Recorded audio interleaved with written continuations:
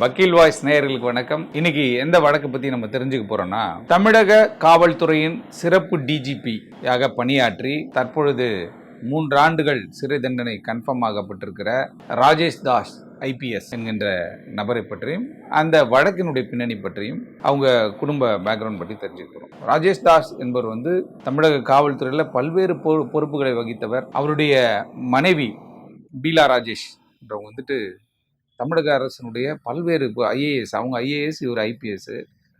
பீலா ராஜேஷ் அவர்களுடைய தாயார் முன்னாள் சட்டமன்ற உறுப்பினராக இருந்திருக்கிறாங்க. தந்தை பார்த்தீங்கன்னா அவரும் டிஜிபியாக தமிழக காவல்துறையில் இருந்தவர். அப்படிப்பட்ட ஒரு பயங்கரமான செல்வாக்கான ஒரு குடும்பத்தில் பிறந்தவங்க தான் அவங்க. அவங்களுக்கும் நம்முடைய ராஜேஷ் தாஸ் ஐபிஎஸ் அவர்களுக்கும் திருமணம் நடைபெற்று 2 பேரும் இருக்காங்க. ஆனால் இடையில் இப்போ இந்த வழக்கெல்லாம் சீரியஸாக போயிட்டு இருக்கும்போது அவங்க என்ன பண்ணுறாங்கன்னா, அந்த பீலா அப்படின்ற பீலா ராஜேஷ் அவங்க ராஜேஷ் என்ற பேரை நீக்கிட்டாங்க கெசட்டில் கொடுத்து. ஏன்னு கேட்டால் இந்த வழக்குடைய தன்மையும் அவங்க மன ரீதியாக பாதிக்கப்பட்டிருப்பாங்க. என்னதான் இந்த இஷ்யூ, ஏன் ராஜேஷ் தாஸ் சார் இது மாதிரி ஆயிட்டாரு அப்படின்ற மாதிரி பார்க்கின்ற பொழுது, காவல்துறை உள்வட்டாரங்களில் விசாரிக்கின்ற பொழுதும் பார்த்தீங்கன்னா இவங்களுக்கு ஏதோ ஒரு பண்ணை வீடு இவருக்கு இருக்குது. அது மாதிரி நிறைய விஷயங்கள் இவர் மேலே இந்த பெண்கள் சம்மந்தப்பட்ட அலிகேஷன்ஸ் எல்லாம் தொடர்ச்சியாக நிறைய நடந்துட்டு இருந்துச்சு. ஆனால் இவர் அதாவது 2021 டெல்டா மாவட்டங்களுக்கு இந்த புயல் அப்போ போகக்கூடிய ஒரு சூழலில் பாதுகாப்பு பணிக்காக ஒரு அதிகாரியை போடுறாங்க.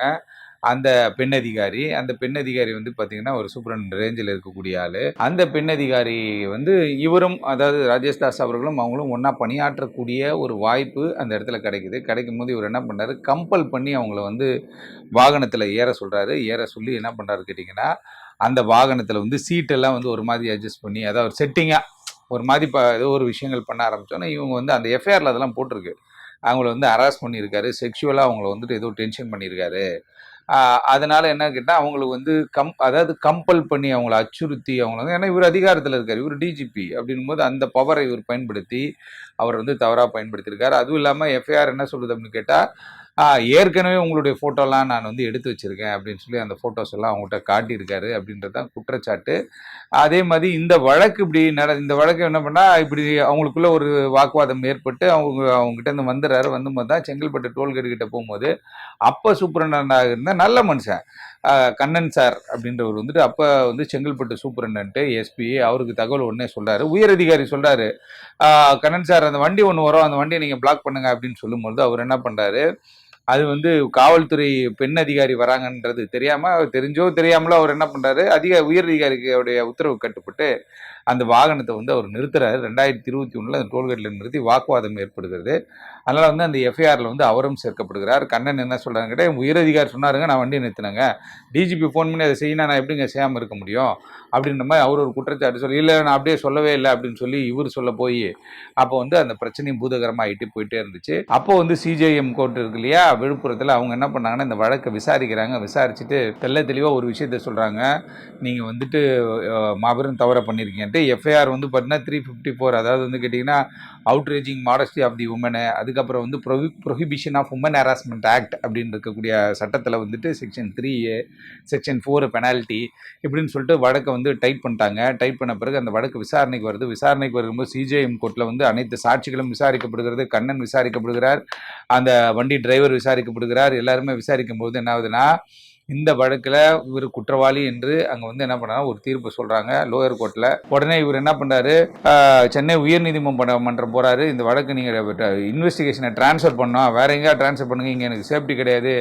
இவங்க பயாஸாக இருக்காங்க, வழக்கை ஒழுங்காக இது பண்ணலை, டாக்குமெண்ட்டை பார்க்கல அப்படின்லாம் சொல்கிறாரு. உயர்நீதிமன்றம் என்ன பண்ணுறாங்க, அப்படியே அந்த பண்டில் தூக்கி ராஜேஷ் சார் மூஞ்சில் அடித்து இதெல்லாம் பண்ண முடியாது போங்க அப்படின்னு சொல்லிடுறாங்க. அதுக்கப்புறம் அவர் உச்சநீதிமன்றம் போகிறாரு. உச்சநீதிமன்றத்தில் ஒரு வழக்கு போடுறாரு. அந்த உச்சநீதிமன்றம் விட்ரா பண்ணிட்டாங்க. ஏங்க சார்ஜஸ்லாம் ஃப்ரேம் பண்ணியாச்சு, தேவையில்லாமல் இதெல்லாம் பண்ணாதீங்க போங்கன்றாங்க. அதுக்கப்புறம் அவர் என்ன பண்ணுறாரு, principal district and sessions court விழுப்புரத்தில் மேல்முறையீடு போகிறாரு. மேல்முறையீடு போயிட்டு, அதாவது என்ன கேட்டிங்கன்னா, ஏங்க இது மாதிரி எந்த சம்பவம் நடக்கல, கேஸ் ஒருதலை பட்சமாக போகுது, இன்னொரு அதிகாரி இதில் சம்மந்தப்பட்டிருக்காரு, அந்த அதிகாரியை இவங்க இது மாதிரி எதுவுமே பண்ணல, என்ன மட்டும் கார்னர் பண்ணுறாங்க அப்படின்ற மாதிரி சொல்கிறாங்க. வழக்கு விசாரணை நடைபெற்றும் போது என்ன பண்ணாங்கன்னு கேட்டால், ராஜேஷ் தாஸ் தரப்பில் வழக்கறிஞர் தொடர்ந்து அப்பியர் ஆகலை.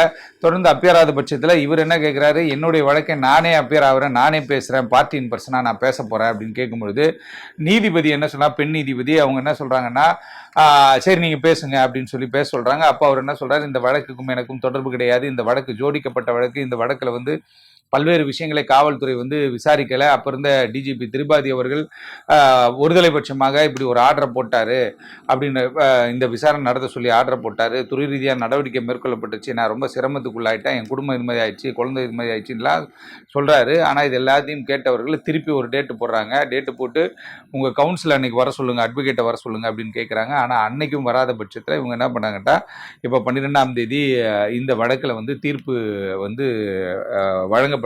ஏற்கனவே கீழமை நீதிமன்றம் சிஜேஎம் என்று சொல்லக்கூடிய சீஃப் ஜுடிஷியல் மேஜிஸ்ட்ரேட் நீதிமன்றம் விழுப்புரம் வழங்கிய அந்த 3 ஆண்டுகள் சிறை தண்டனை மற்றும் ஃபைனு அதை வந்து என்ன பண்ணா உறுதிப்படுத்தி அதை வந்துட்டு கன்ஃபார்ம் பண்ணி என்ன பண்ணாங்கன்னா principal district and sessions judge என்ன பண்ணாங்க கேட்டிங்கன்னா, அவரை வந்து சிறையில் அடைக்க உத்தரவிடுறாங்க. அதுவும் இல்லாமல் அதில் அந்த டைம் கொடுப்பாங்க, 1 மாதம் நீங்கள் அப்பீல் போயிட்டு அவங்க இன்னொரு வாய்ப்பு இருக்குது உங்களுக்கு, உயர்நீதிமன்றம் போங்க, உச்சநீதிமன்றம் போங்க அப்படின்னு சொல்லி.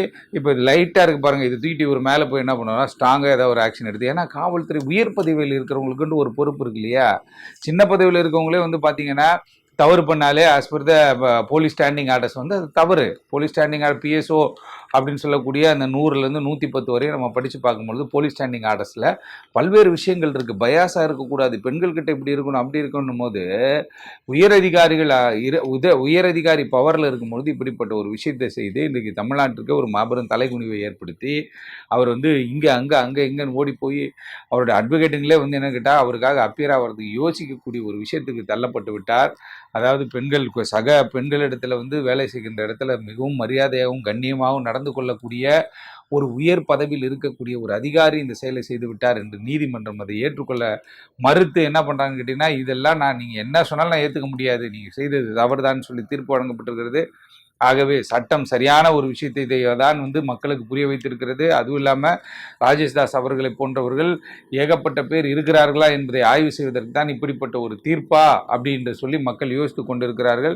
ஆகவே தொடர்ச்சியாக அதிகாரம் கையில் இருக்கின்ற பொழுது அதிகாரம் செய்யும் இடத்தில் இருந்தாலும் அன்பாய் பேசுங்கள், யாருக்கும் எந்த நாற்காலியும் நிரந்தரமில்லை என்று சொல்லுவாங்க. அப்படிப்பட்ட இடத்திலே இருக்கின்ற பொழுது அன்பாகவும் பண்பாகவும் தான் இருக்க வேண்டும் என்ற ஆபாசமாக இருந்தால் இப்படி உயரதிகாரி ஒருவர் வந்து சிறைக்கு போகக்கூடிய ஒரு கட்டாயம் ஏற்பட்டிருக்கிறதே, அது போல தான் எல்லாருக்கும் ஏற்படும் என்று இந்த வீடியோ மூலமாக தெரிவித்துக் கொள்கிறேன். நன்றி, வணக்கம்.